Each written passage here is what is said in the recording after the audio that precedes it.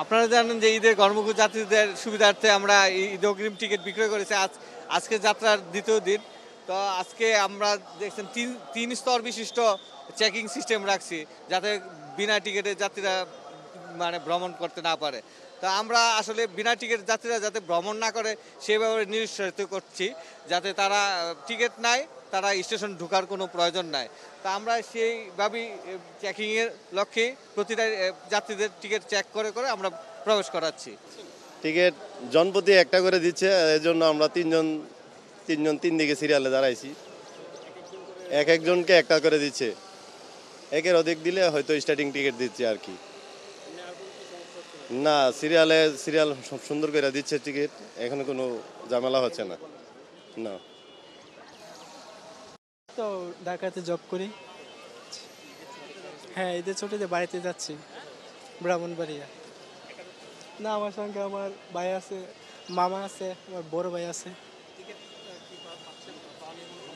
Ticket অনেকক্ষণ ধরে লাইনে দাঁড়ানো আছি, টিকিট পাবো অনেক আশা নিয়ে দাঁড়িয়ে আছি যে টিকিট অবশ্যই পাবো, কারণ 7টার সময় আসছি, লাইনে দাঁড়িয়েছি। সমস্যা মানে আমরা 10 দিন আগে টিকিট কেটেছি অনলাইনে, তো মানে টিকিট এত কম ছিল কিন্তু পেয়ে গেছি সব সুন্দর করে।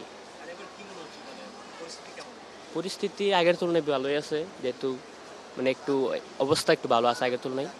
কিন্তু ভাই টিকিট পেতে সার্ভারে অনেক সমস্যা করছিল, মনে করেন 2-3 বার টিকিট কাটছি কিন্তু সার্ভারে প্রবলেম।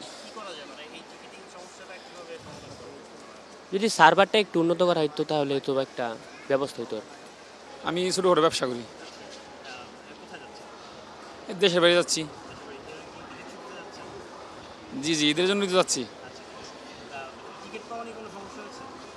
না, আমরা তো এই সপ্তাহখানেক আগে টিকিট কাটছি, তো কোনো সমস্যা নেই, অনলাইনে টিকিট কাটছি। জি ইনশাল্লাহ। জি, আশা করি তো পরিবেশটা ভালো আছে, ভিড় কম, ঝামেলা কম। জি জি, আইন শৃঙ্খলা বাহিনীর অনেক সুন্দর একটা পরিবেশ, ওনারা অনেক ভালো একটা দিচ্ছে, গার্ড দিচ্ছে, এদিকটা অনেক ভালো। হ্যাঁ, এখন এসে আবহাওয়াটা খুব ভালো লাগতেছে, মনে হচ্ছে সুন্দর বাড়ি যেতে পারবো আল্লাহর রহমতে। হ্যাঁ, পরিস্থিতি আগের তুলনায় অনেক ভালো হচ্ছে।